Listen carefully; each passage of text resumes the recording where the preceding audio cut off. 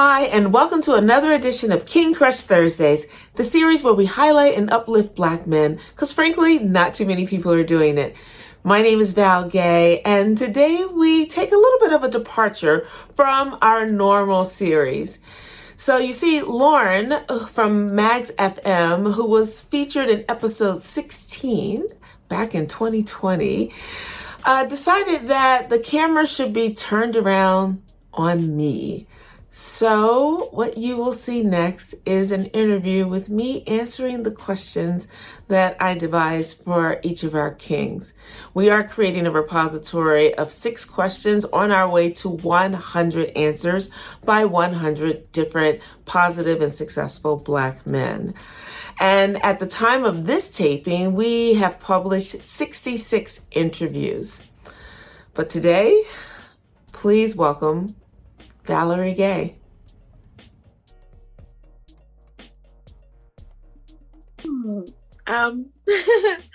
Manhood, I've come to understand, has a myriad of meanings based on the person, the man who is defining it.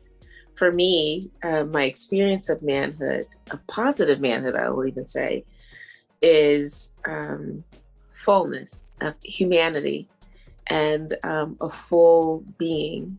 That being can be a provider, a protector, a nurturer, an educator, someone who really is loving. So to me, manhood is humanity. I would say first and foremost, my relationship, my spiritual relationship with God is first and foremost important to me. I am a follower of Jesus Christ. And there was a saying years ago that was like, JJWD, what would Jesus do? Wait, WWJD, WWJD, what would Jesus do? And, so trite, but I take that very seriously. And the Jesus that I know and that I read about in the Bible is not necessarily the Jesus that one sees, in society today. The Jesus that I read about hung out with people that today people shun, or the Jesus that I know did things and cared for people and cared for parts of the society that, again, today are not the upper echelons, if you will, of society. And so that is really important to me, that I walk out my faith. Years ago, I got a chance to spend 5 days in a conference with the Dalai Lama. It was amazing. And one of the things he said was, if you're a Christian, then we should see it because you are doing the things that Christ did. Like, hello, yes, that's it. So that's first. Secondly, I would say my family. My daughter is amazing and is my heart. My daughter taught me how to love unconditionally. And my parents taught me what it feels like to be loved unconditionally. And so being sandwiched in between all this unconditional love, I'm so grateful for my family. And then it extends out to the rest of my family, my siblings, my friends who are like my family, my chosen family, and then my community.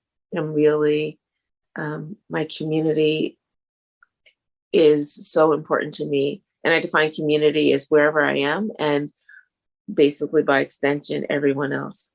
I believe every child is my child, and that I have a responsibility for those children, whether I've never ever see them or I see them every day in my neighborhood or my own child.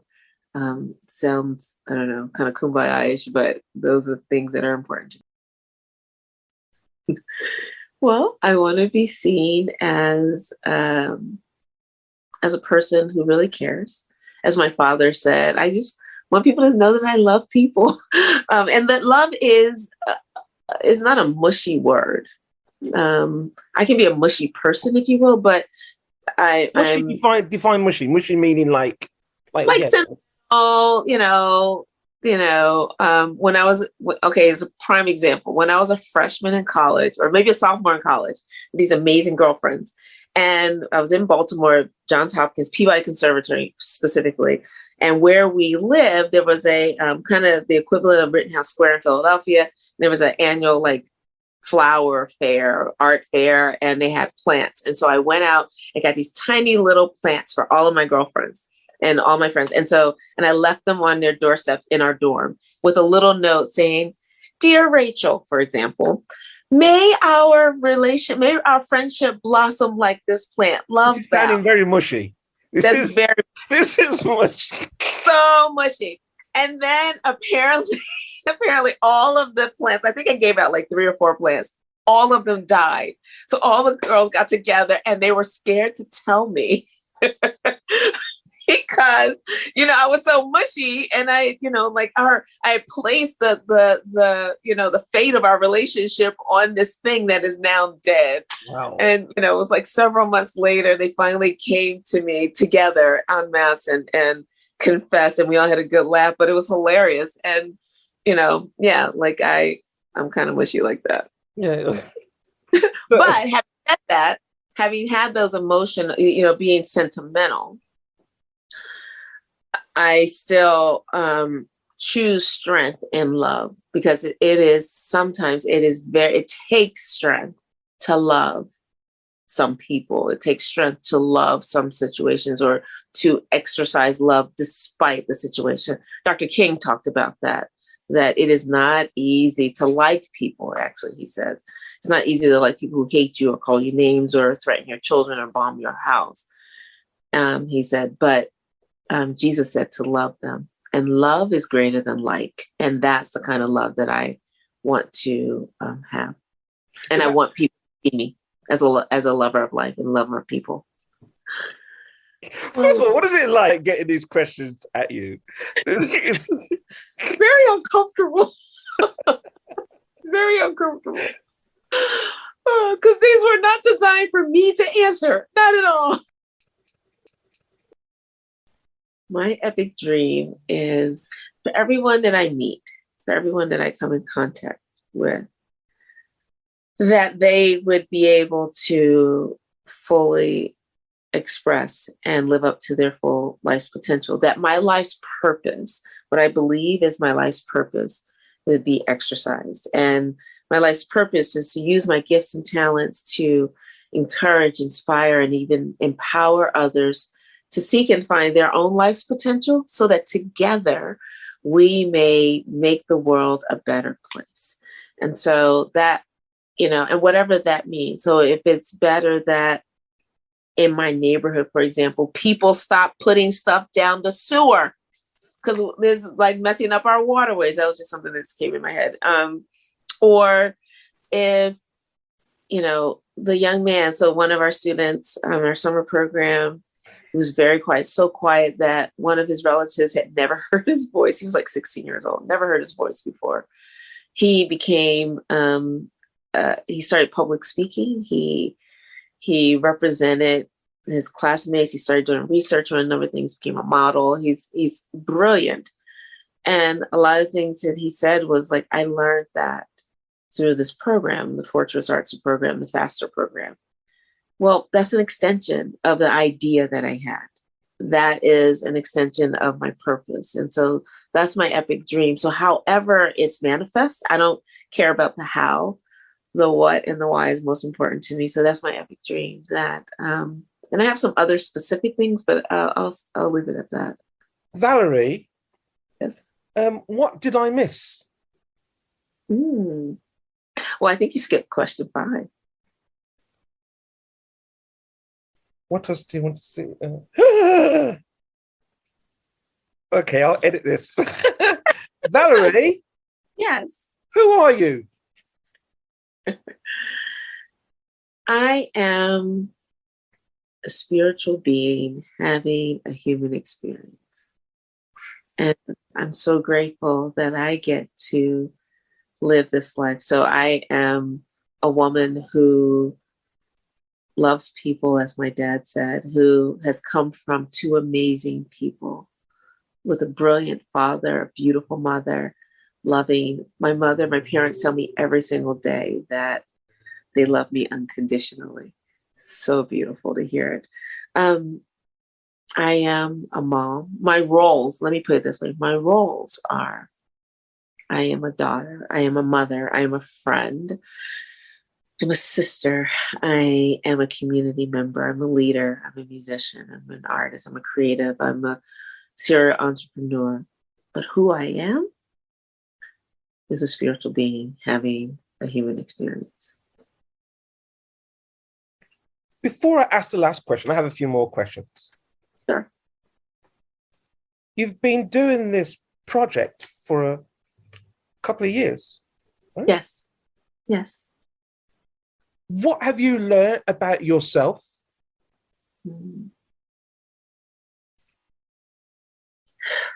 I've learned that, one, I'm very curious. That, I mean, I already knew that, but is really showing up, and that I'm tenacious, and that I really do love my community. I've also learned that I have ideas that live outside of me and are bigger than me. And that's really exciting. Whenever I have an idea, a lot of my ideas, even a part of my epic dream, are bigger than me and have nothing to do with me, frankly. Which is why I know like that I'm supposed to do them, that is they're not to benefit me at all. But my part of the ecosystem is that I get to either see them first or get to birth them, and then they get to live on their own. That's really exciting.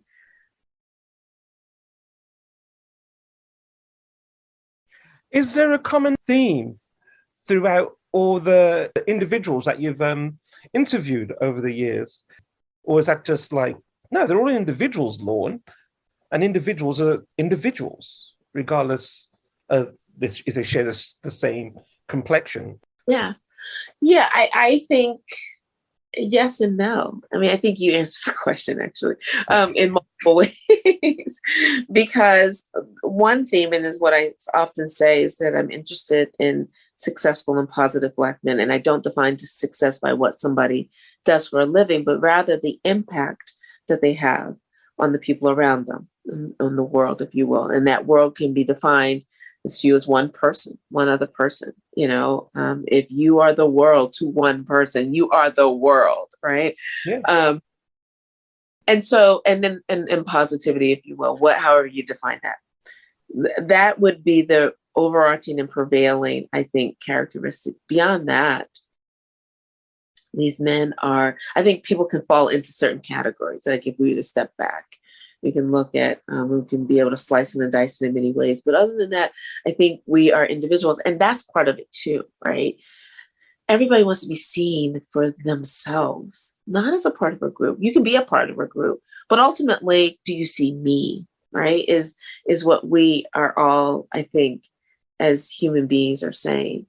And then you see me, can you see my tribe, right? And so while I think all the men so far have been monolithic in terms of individuality, right? They are not monolithic in their impact. They are not monolithic in their success. They're not monolithic in their wisdom or their positivity.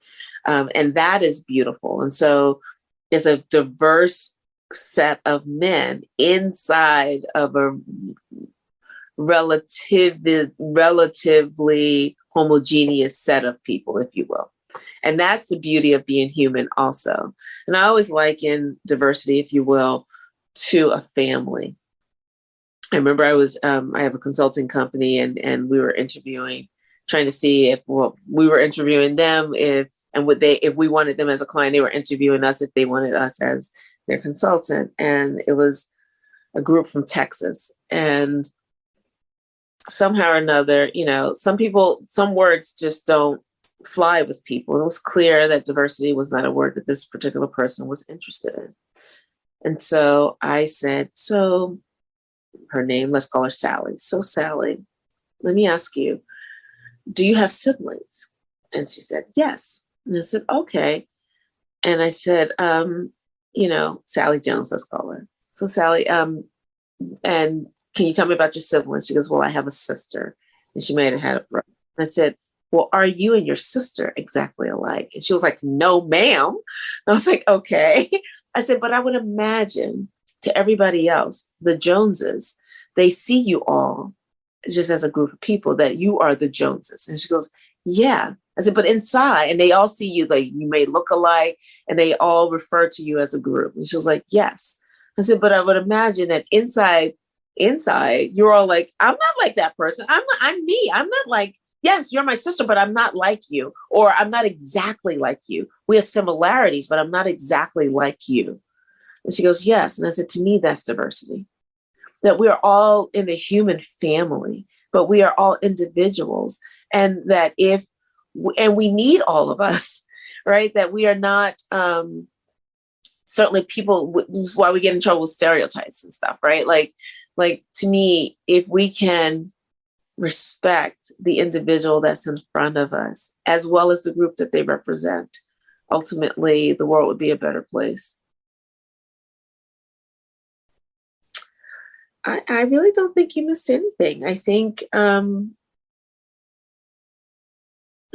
I said, it's not about me. It was never about me. And, you asked me about my energy, and, I really try to stay out of it as much as possible. I really want the men to shine, which is why I might even said it to you too. I try to prepare them. Like, I'm not going to say much after like the preamble and the postamble, other than in the middle is all you. And which is why I don't comment actually for the most part. There have been a couple of times where I couldn't help myself, but for the most part, I don't comment after the statement. I just let the statement stay. And the other reason why I don't edit is because what the man has said, unless he says, and it's only happened twice, Val, can I do that again? Unless he says that, I'm not editing, because I feel that we have been, as a people, and particularly Black men, Black women, as a people, we've been censored enough. And so who am I to say, he didn't mean that. I'm going to take a little bit of this and put it with that and come up with something completely different. Well, no, he said what he said is going to stand. And unless he says, I take that back, or I want to restate that, it's standing. And so, which is why, I don't know how many other ways to say it other than, awesome, excellent, thank you. And it's so, like, I don't know what else to say, but like sometimes I'm like, well, wow, that was really powerful. Wow. Or I wasn't expecting that, but generally it's like, excellent. Thanks. Awesome. Because I really want it to be stated. And again, it's not about me. And I'm so clear on that. And I'm so grateful, which is why I am, despite all the words I'm using, am very uncomfortable right now. Really? Yes. And this is a question that I would like to ask for me.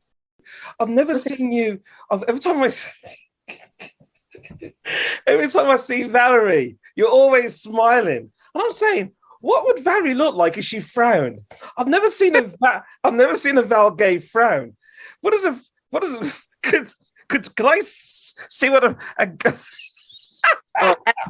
Let me just say, I have a straight face. Usually that's not. I do. I do have a street face. My brother. Have you ever frowned in your life? Do you know what? My God, Lorne, I'm a human being. Yes, of course. Right, let me see a frown. Quick! Give me a frown. So you can't even give me a frown.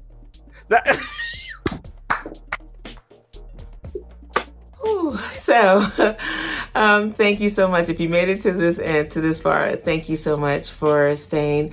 Then thank you, Lorne, for your thoughtfulness.